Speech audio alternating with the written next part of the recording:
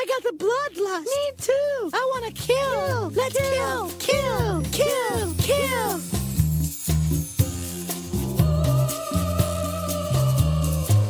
Hello, listeners, and welcome to The Bloodlust. This is your go-to podcast for classy broads talking horror since 2014. This is episode 266 of the podcast.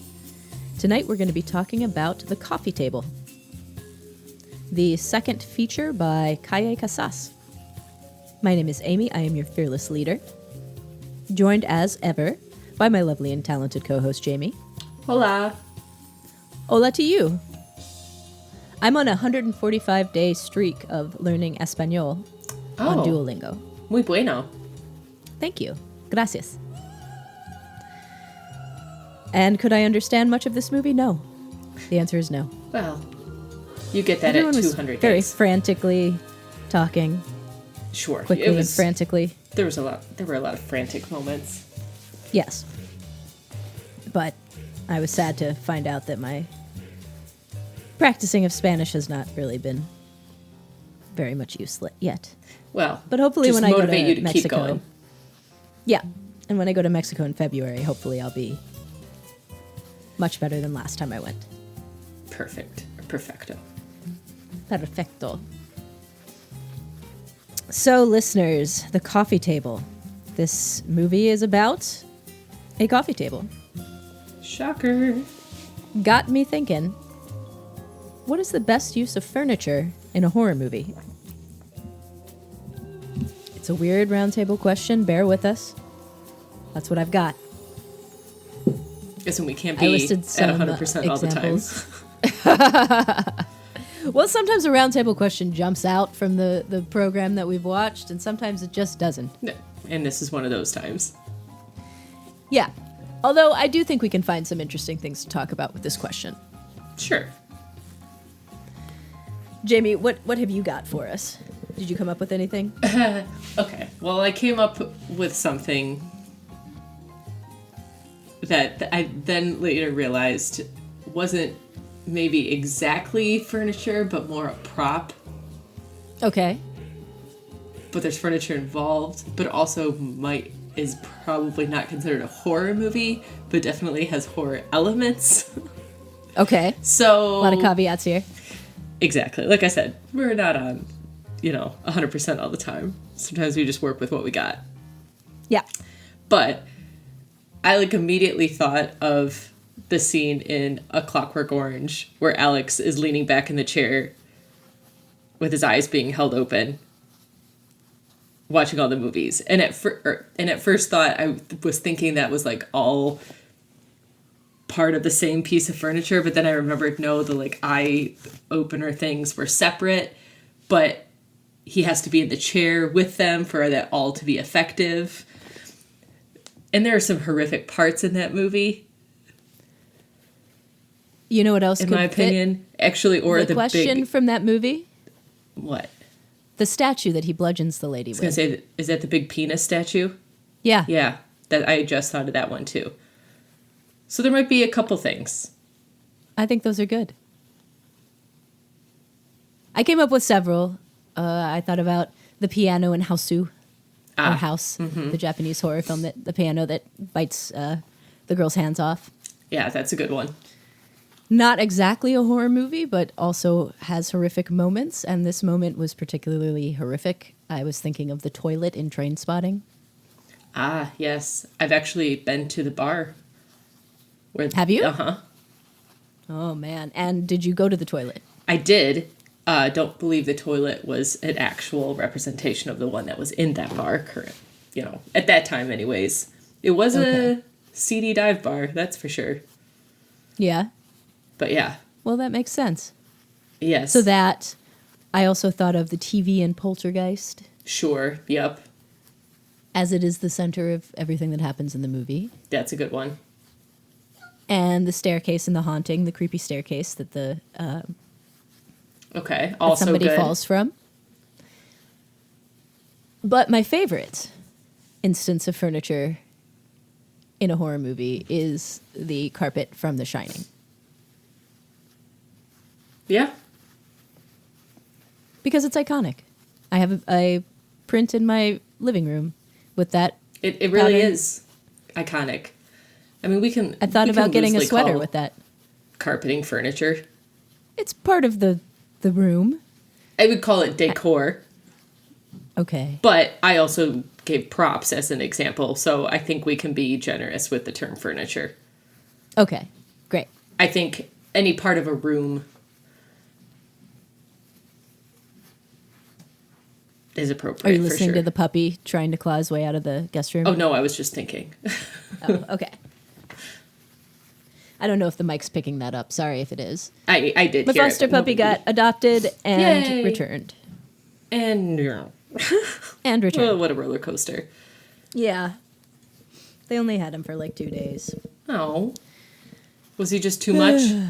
No, the lady had ankle surgery and she was in a boot Okay, and it was too hard for her to let him in and out. maybe not the greatest time to Adopt a puppy? try adopting a puppy. Just a Yeah. thought. I don't know what she was really thinking, but She was just So I bored didn't sitting really there in have- her boot. yeah, maybe. But didn't work out. So if you Bummer. know anybody who needs a puppy, I'm your He's guy. a cute little guy. He is. All right, so that has been our roundtable listeners. There's also a lamp in one of the Amityville movies that is like the source of all the badness. It's a cool looking lamp. There's also the weird sculpture from Hellraiser, I think Hellraiser 3, that the guy has in the club. That is like the substitute for the puzzle box. Oh, but it's yes, like a big. okay. Do you know what I'm talking Yeah. about? It's like a big kind of rectangular Yeah, sculpture of a bunch of suffering people that gets added to every time somebody gets killed in there. that's a good one. Yeah. But listeners, do write in and tell us yours. I'm sure we're forgetting some Like- very iconic pieces of furniture. Most definitely. You know how to get in touch with us, right? I hope so. I hope so. By now. All right, Jamie. Let's get to talking about the coffee table, shall we? Oh, sure. Go for it. Sorry, I had something on my screen that was distracting. Okay. The coffee table. This movie's, according to IMDb, is just rated 16 plus. Probably because it's a Mexico. Or was it Mexico? Yeah, but shouldn't there realistically be a translation into the US ratings? I would have thought, but I guess Okay. 16 is probably R. Mm-hmm. Okay. I would say We're this going to is say an rated R. R. Okay. I don't even know that it needs to be, but I think just subject matter wise, maybe not exactly, just not Perhaps. the blood and guts on scene. yeah, Implied subject matter. I guess. Okay. But anyways, that's what it is. Runtime, a very nice 1 hour, 31 minutes. Directed by Caye Casas. Written by Cristina Borobia and Caye Casas. It stars David Pareja, Estefania de los Santos, and Eduardo Antuna. It premiered at Tallinn Black Nights Film Festival in Estonia. And we all know that one. On November Yeah. 23rd, 2022. And it was released in the US in theaters on April 19th of this year, 2024. On Rotten Tomatoes, it is 88% fresh with critics, 78% fresh with audiences. Oh my God, I just realized that their names are Jesus and Maria. You just realized that? Good job. I mean, I knew his name was Jesus, but I didn't realize what her name Yeah. was. Silly. This movie was, I think, a low budget movie. It really is mostly a single location film that takes place in this couple's apartment. The whole thing was shot over the course of 10 days. And it is about a couple of new parents, Jesus and Maria. And they are struggling in their relationship and decide to buy a coffee table to complete their new apartment decor. And Jesus is kind of frustrated that Maria has been making all of the decisions. She's the one that decided they ought to have a baby. She's the one that picked the name for the baby. She's picked all the rest of the decor in the home. Yes, he clearly has had no choice in anything. So he's putting his foot down and insisting on buying this horribly gaudy coffee table. And he brings it home, and a horrible thing happens. And the rest of the movie is him living with the horrible thing that happens and the anxiety of the audience waiting for everybody else to find out what happened. Yeah, pretty simple. It's kind of a black comedy. It definitely is. You absolutely have to have a sense of dark humor to catch any of the black comediness of this. Yes, it's pretty... Because the subject matter on pretty its dark. face is real dark. Real dark. The director's previous film is called Killing God, or Matar a Dios. And it seems to be another horror comedy. I've been interested in it for some time because of the cover. It has a cool looking cover. And I'm probably going to watch it now that I've seen his other movie. Makes sense. So, Jamie, what did you think of The Coffee Table? You didn't know anything about this going in, did you? I didn't know anything about this. Okay. And ultimately, I really liked this. It's one of those movies that's right up my alley. It's right up your alley as soon as I saw it. Yep. It's anxiety filled. It is dark. It's got funny moments within it if you are susceptible to those in a movie with such dark subject matter. But it's also one of those where, like, the tension and anxiety that's played out and built throughout the rest of the movie is so palatable and so intense that you're just, like, waiting for release from that. Yes. You're just wanting the thing to happen. If this was a second longer than it was, I would have been upset. It would have been very hard. Yeah. And it ended in a way that I absolutely loved.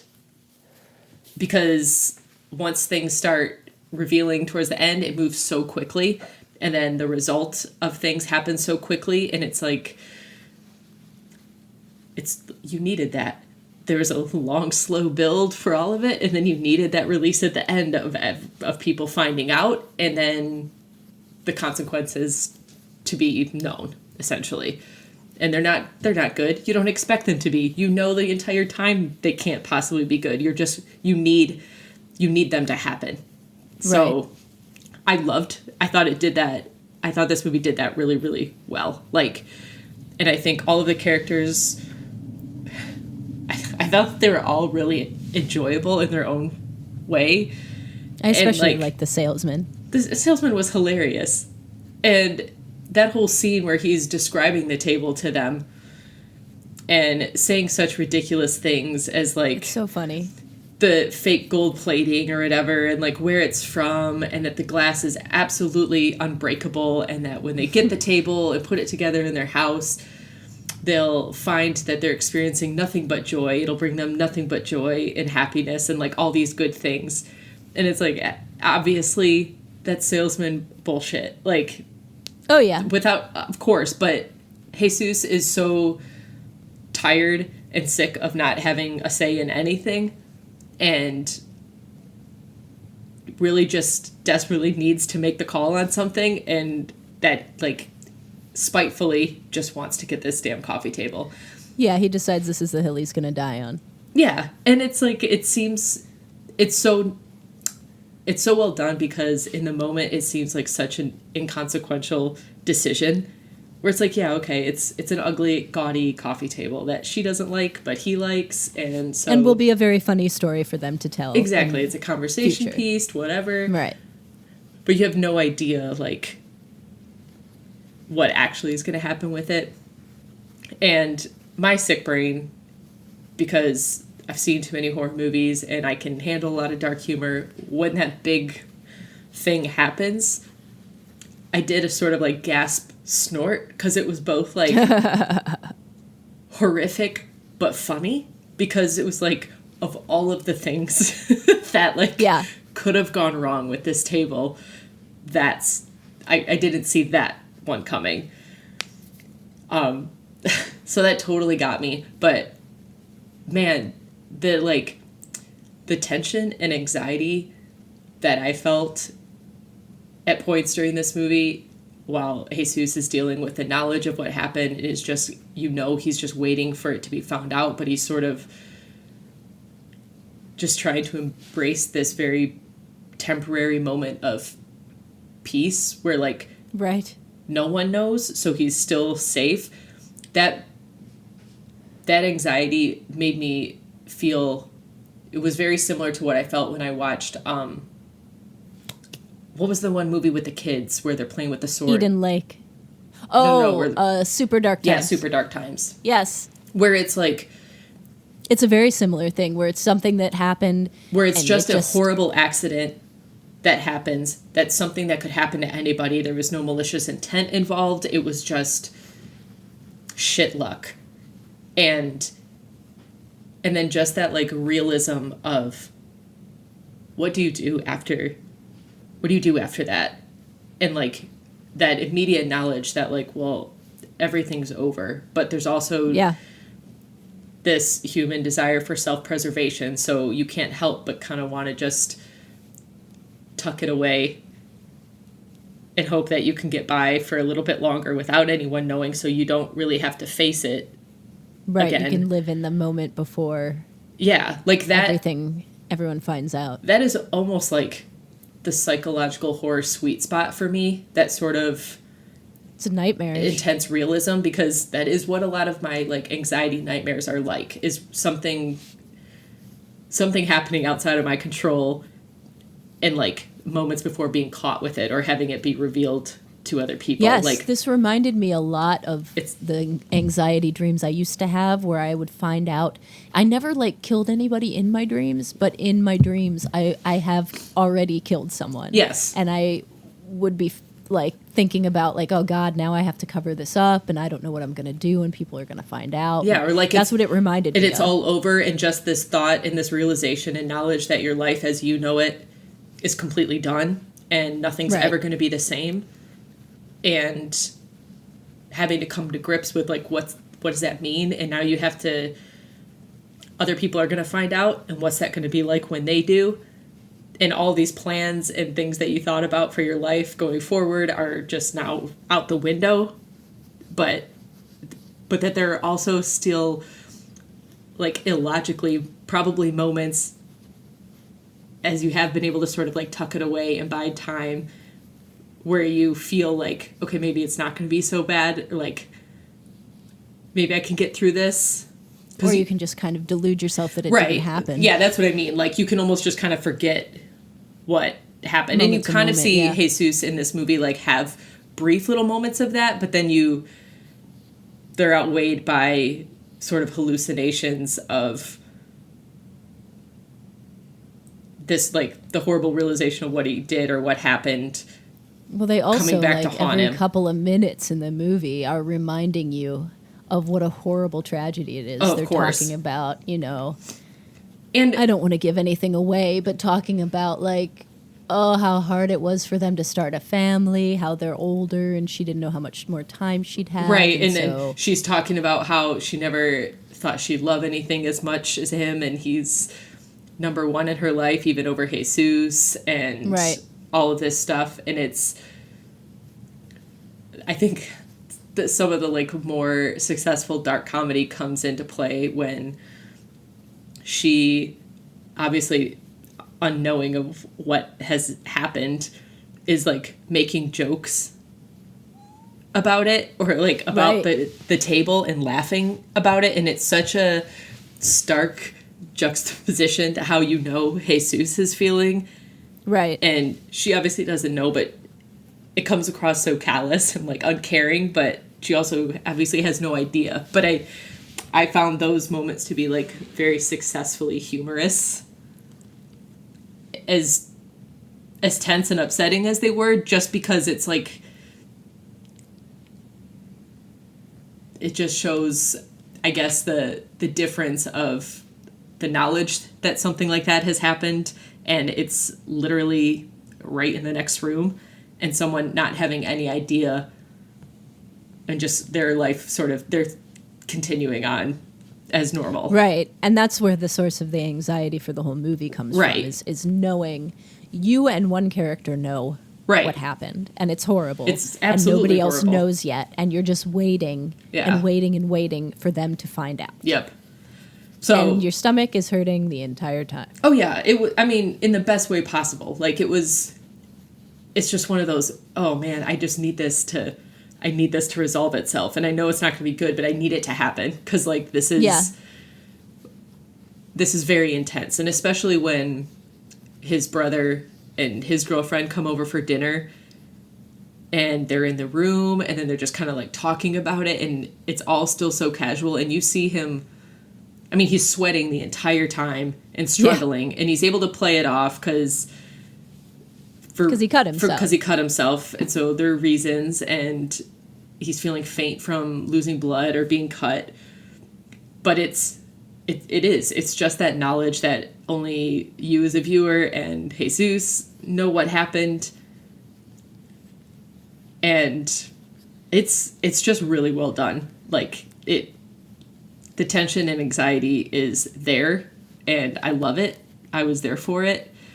I thought the girl neighbor, so funny. She was very funny, but also like seemed very, very, almost a little too caricature-y, like even more so than the salesman. They were both pretty caricature-y. I think maybe because she just also looked so young. Yeah. That, I don't know, that felt a little weird or a little hokey, but she was hilarious. Like, she made me laugh a bunch just because she was just ridiculous. And as soon as she walks in with her dog, you know what's going to happen. happen. Oh yeah, of course. As soon as you see the dog, you're like, well, and this is it, and you're waiting for it. I guess this is it. Oh, and then once it happens, and once it's found out and revealed, it's just game over from there. It's horrible.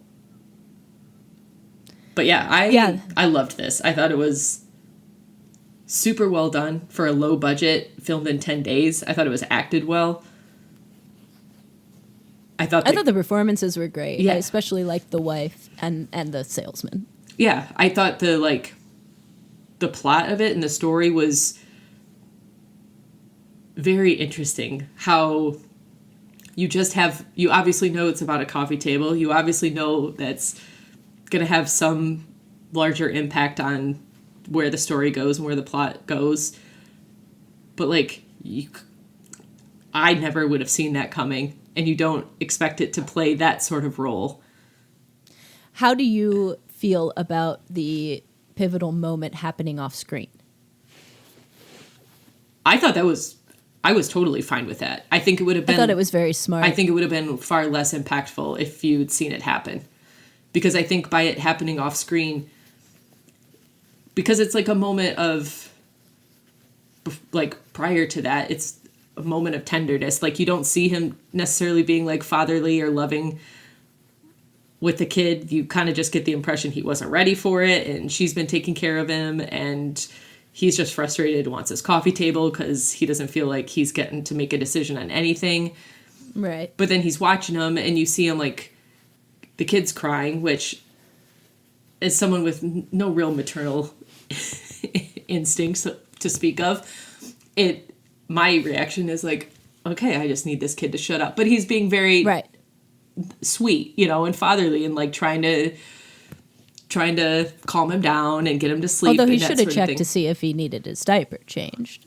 Sure, but it's not unrealistic that's not the first instinct necessarily. No. Maybe just wanted to hold him for a little bit. But yeah, I think witnessing that off screen, and you sort of see him like walk through the room and holding the boy and like, trying to get him to sleep. But then once he steps off screen and you're still hearing it, it still feels like a very sweet, like, okay, like very sweet familial sort of thing. And then it happens, you hear the event happen. And it's like you just immediately know. And I think it was just super well done by the sound And just the fact that there's baby crying, he's talking to the baby, and then you hear a crash. And then things continue from there. So I was totally fine with it happening off screen. There's no way I think it would have been nearly as impactful if you'd seen it. No, and I don't know how they would have handled it tonally. It would have felt either. It would have felt cheap, and it wouldn't have fit with the rest of this because it all felt so realistic. That would have felt hokey and way too horror movie-esque. It would have taken away from the realism of it, and that just sort of like real life horror. Yeah. But yeah, I loved it. I thought it was great. Pretty I would good, definitely recommend it. Lesser known thing. Who would you recommend this to? I would recommend it to the group or collection of horror fans who generally kind of, like me, go towards movies that have that realism aspect to it, and that feel bad movies that build a feeling of anxiety and sort of tap into that and make you uncomfortable throughout it. And movies that sort of, like I've said before, they just stick with you for a while afterwards because the events that took place were so visceral and you felt them in such a real way that it's hard to shake it. Like almost having a horrible, like, anxiety dream that's so realistic that when you wake up, it takes a while for your brain to just sort of like accept that that was actually a dream and you don't really need to be upset about it. Right. Wait, I didn't murder anybody. Exactly. Like, I love those feelings. So anyone who likes those type of movies, and we've talked about a bunch of them on this movie, you know, Super Dark Times being one of them, Martyrs being one of them, Snowtown for sure, like Eden Lake. Mm-hmm. The ones that just sit with you. Requiem for a Dream, not necessarily horror, but it's one that is horrific. I would argue that it's got horror elements that I agree, hit me harder than a lot of horror movies.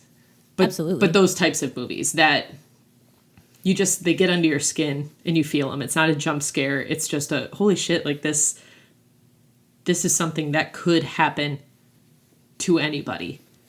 And you're seeing it play out with very real seeming people in a very realistic way too.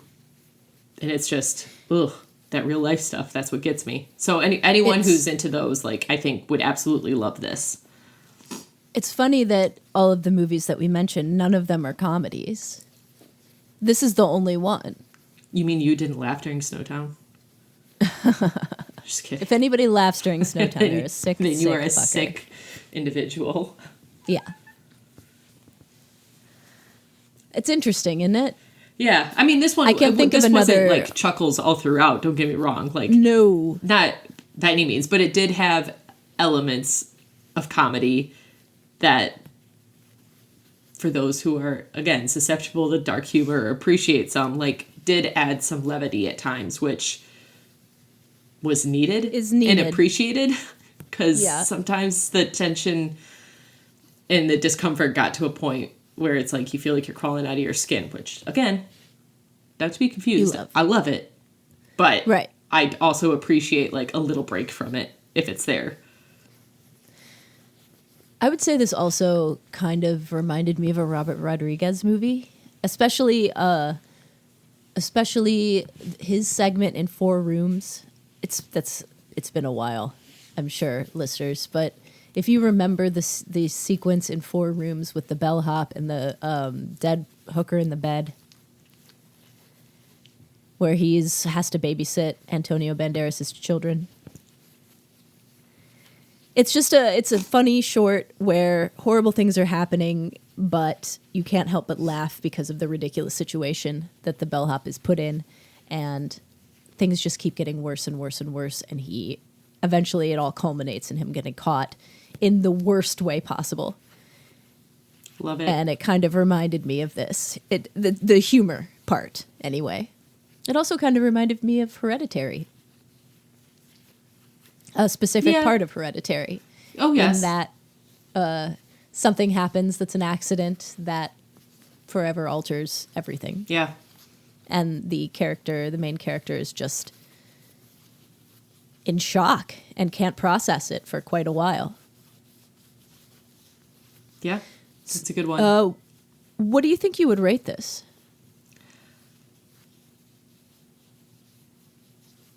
I'd probably rate this a 5.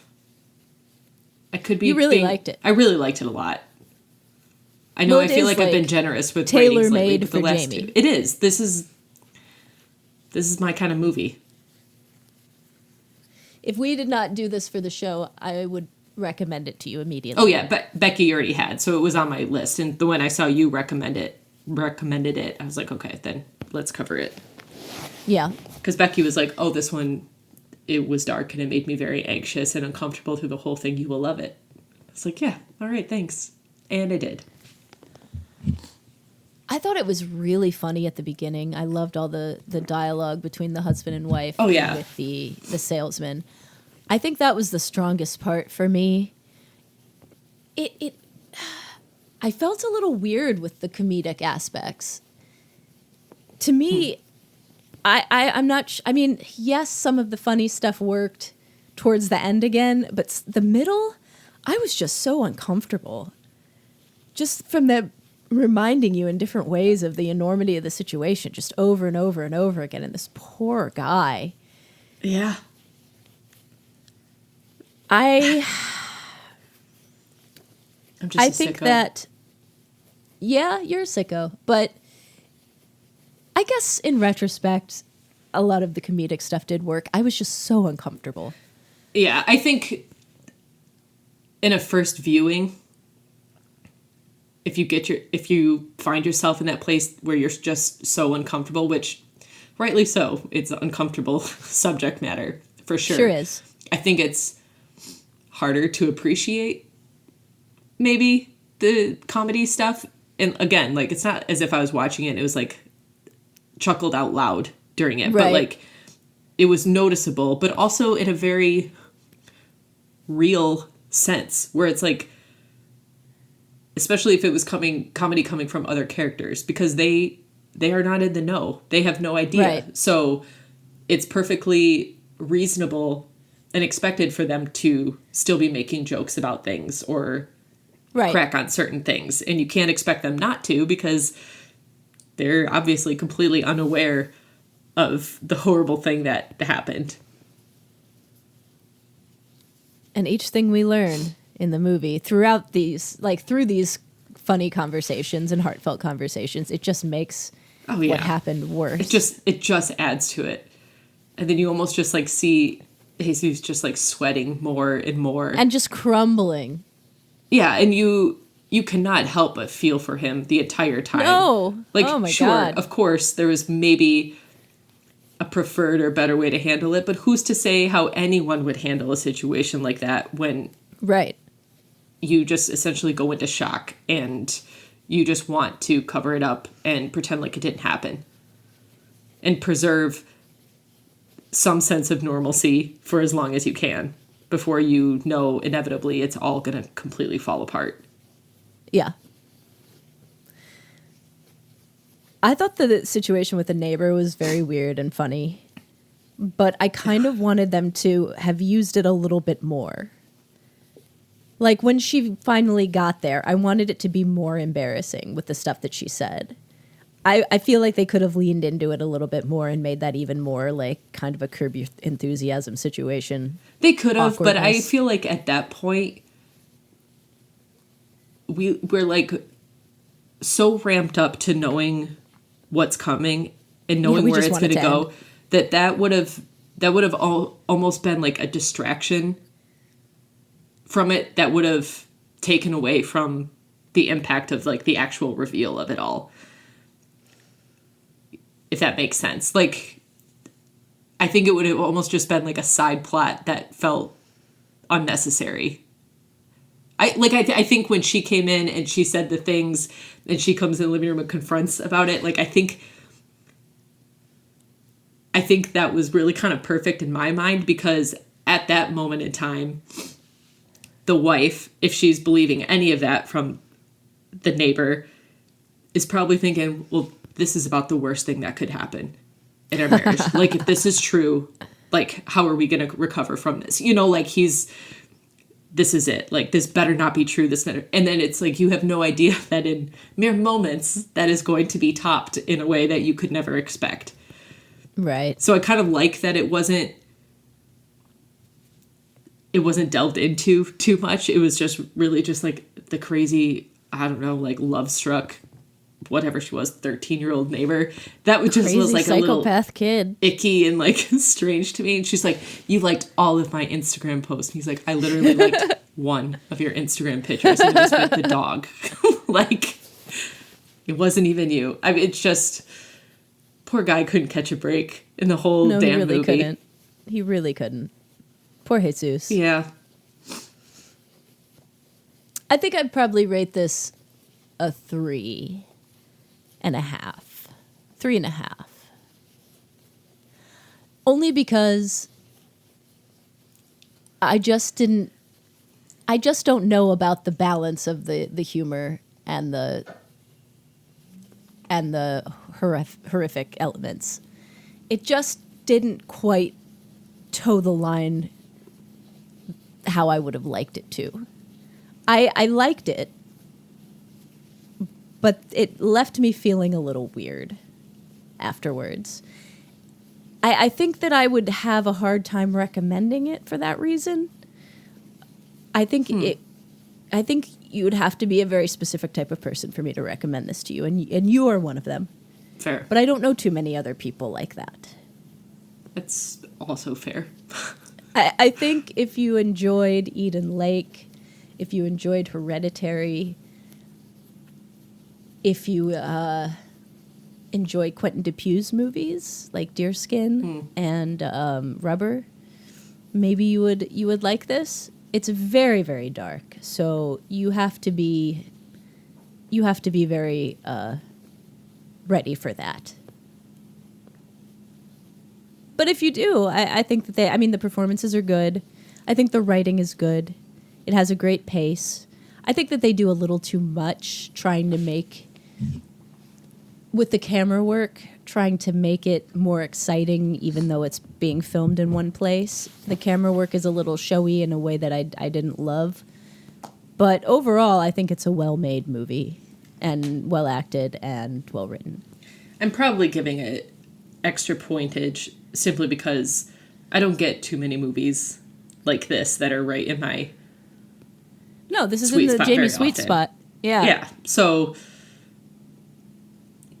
because it's the holidays, I'm ready to get high. Plus, I will absolutely watch this again. But I rewatch those sort of feel-bad movies all the time. And because I'm always chasing the dragon. I'm always wanting that initial... You want to be devastated. Yes. I'm always wanting that initial feeling that I got. And I never get there again. So I only want to recommend this to more people because I want it to be viewed more. And I want it to be talked about more because I want more movies like this to be made. I wish this was really sort of a genre all of its own.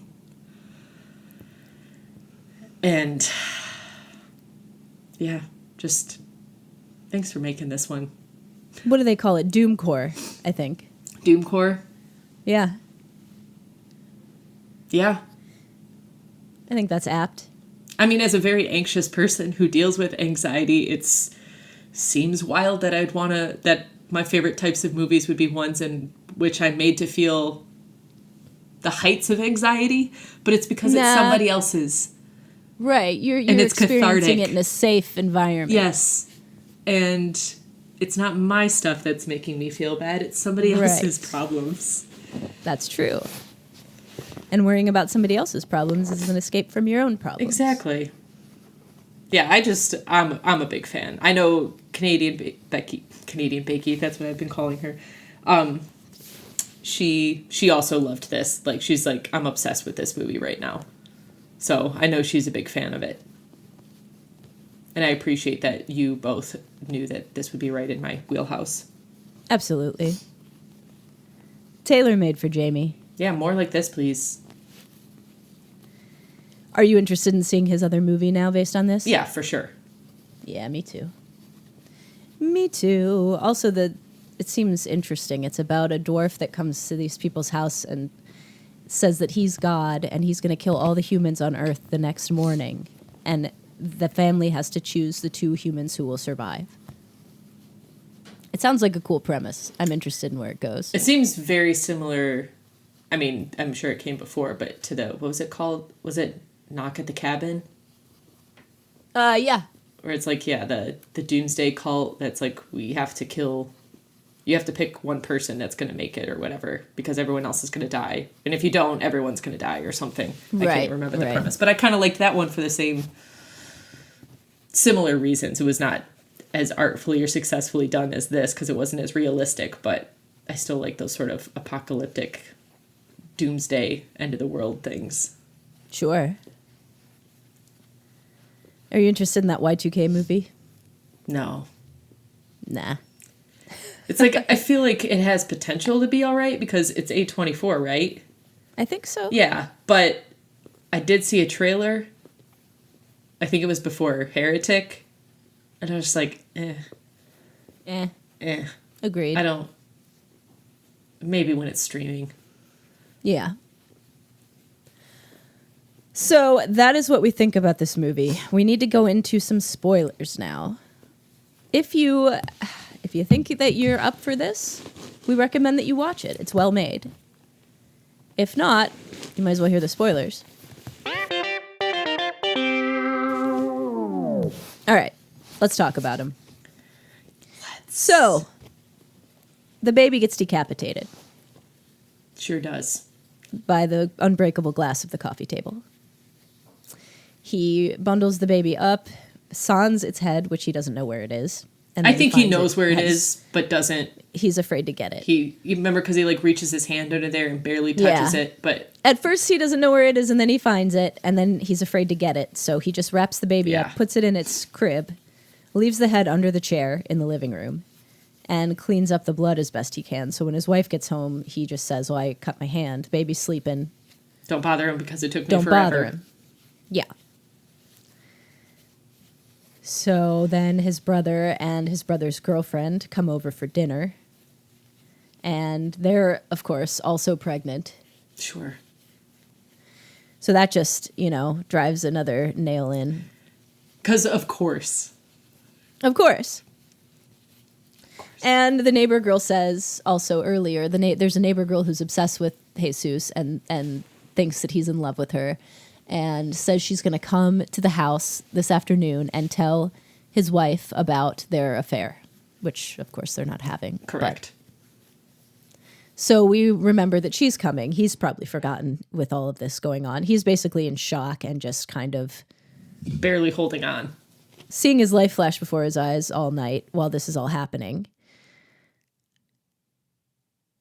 And Jesus' brother eventually overhears him leaving a message explaining what he did to his wife because he can't tell her.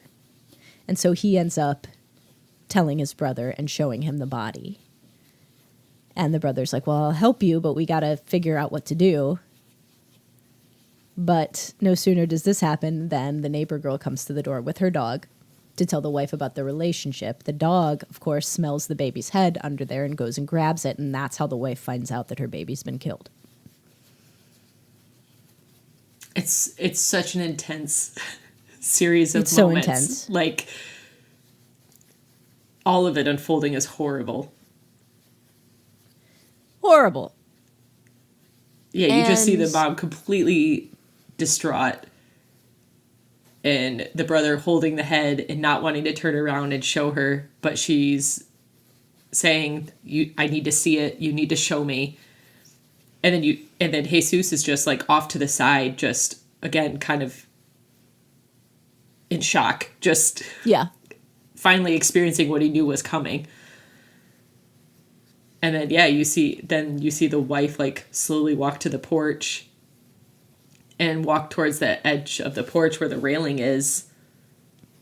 And then it's just like a shot of the street below, and then from inside the apartment again, and then you see she's not there. So you obviously understand that she just jumped. Doesn't he jump too? Jesus? Did I make that up? I may have completely missed that, but I didn't get that. Okay. I thought he also jumped before her and then she jumped. Oh, well, I'm going to watch this again, so Either way, I'll report back. But yes, it does. It's so intense. I will say I didn't like the spaghetti western style music that they use at the end for the reveal. I think it kind of undercut the weight of the events. Oh, I don't think I even took notice of that because I was so like I was just so blown away and in shock at like how it was all actually being revealed. And just the quickness of the wife, anyways, the one that I remember, like realizing that, having it confirmed for her, and then in a moment of such intense grief and loss, like killing herself. Like, it's just, I don't know how else it could have ended, honestly. no, and that to me, like, unless obviously they just stopped as soon as she found out, right, and then ended it right there. Obviously, a baby being decapitated early on is pretty intense and dark, but like to me, that very quick sequence of events at the very end had the heaviest impact. The rest was such a slow burn of anxiety, like just building it up as you're sitting there with it, but everything at the end happened so fast, and the editing was just like from one character to the other, as everyone's kind of coming to realization of what actually went on, and like this was in the house the entire time, and right, how horrible and tragic it is, and then what she does, and it's just, it hits you. It stays with you for a while. It sure does. So listeners, did you get a chance to see Coffee Table? By the way, this is a $3.99 rental on Amazon. It's also on Tubi for free. I watched it on Tubi. Me too. Yes. So you have no excuse not to see it if you have the stomach for it. Yeah, the gore is not minimal heavy. Gore. It's very minimal. No. It's mostly suggested. You see blood. Yes. That's it.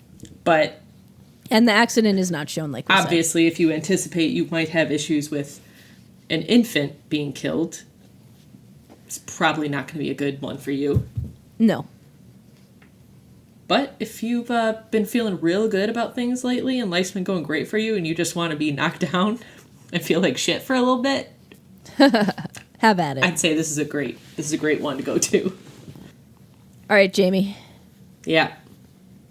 You want to tell the people what we're doing next? I want to watch it again right now. Maybe you should watch it tonight.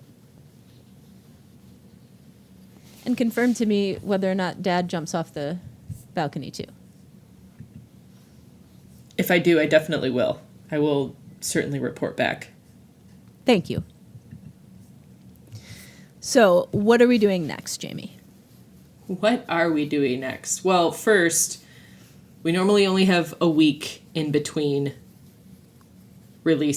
episode releases, but we're gonna, because it's the holidays and everyone's got a lot of shit going on, there's gonna be 2 weeks in between this release and our next one, and that is because we would like to watch and review Nosferatu, Robert Eggers' new movie.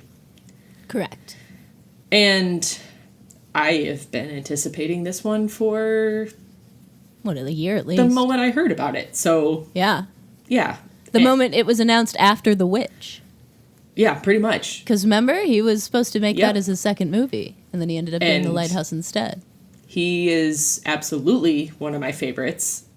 It's getting good reviews. Is it? I think it's like 96, 97% fresh.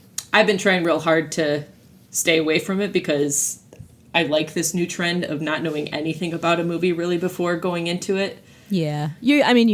You know the story. It's Dracula. Oh, yeah. I mean, I've seen the original Nosferatu, so I know that. Yeah. But I don't know anything about his take on it or his vision for it outside of who's in it. And yeah. I'm a fan of most of the cast that I know that's in it, so I anticipate that and plus it's him, and I think the movies he makes are pretty amazing. If nothing else, it's going to be beautiful to look It's at. absolutely going to be beautiful. I literally can't wait. Like, it's released on Christmas Day, which I might go on Christmas. I'm going to really try to go on Christmas, but it could be tricky. I'm getting a new roommate this weekend, so who's not into horror movies, so he doesn't even like going to the movies, though? No, he likes going to the movies. He is a bit of a scaredy cat. Okay. And doesn't really like horror, so that might be a hard sell for him. Well, it's like a historical epic. Does he like those? He does. So I'm going to mention it. And if he wants to, great. Otherwise, I'll be going by myself. Fair enough. But probably not on Christmas Day. Because that just seems mean. Yeah, you don't want to leave him alone on Christmas. Right. He's new here. He doesn't know anybody. That would be cruel. Exactly. Well, maybe you could go to the theater and he could see something else. Yeah. That's a good point. He could. I don't know, just something to think about. Oh, yeah. I mean, I will suggest all the things because I'm super pumped to see this. Me too. I'm hearing a lot of good things about Lily Rose Depp's performance. I don't know a thing about her except who her dad is. Yeah, I don't either. But I just have to imagine it's great because I think Nicholas Hoult is great. Obviously, Willem Dafoe is great. Ralph Ineson. I mean, that voice. Yeah. The gravitas. Yep. So yeah, I'm super excited to watch and review that. And I'm excited to do it and get it all in before, and that be our end of the year movie. Yeah. It's a good way to close out the year. I think so. So that is what we're going to do. I have been watching a program called Bad Sisters on Apple TV+. It is very funny. It's about these 5 sisters who want to kill one of the sisters' husbands. They call him the Prick. He's a colossal asshole and very mean. And so they plan on killing him, and each episode they try a different way to kill him, and it goes wrong. It's very funny. Well, that does sound funny. Mm-hmm. And I also started watching Hannibal yesterday. The show? Honestly, I could not get into that. No? I'm only 1 episode in. I just got real bored. But I love Mads Mikkelsen. I watched Silence of the Lambs the other day. Did you? Yeah. I could rewatch that movie 1,000,000 times and yeah, literally it's kind of a never get sick of for it. Me. It's so good.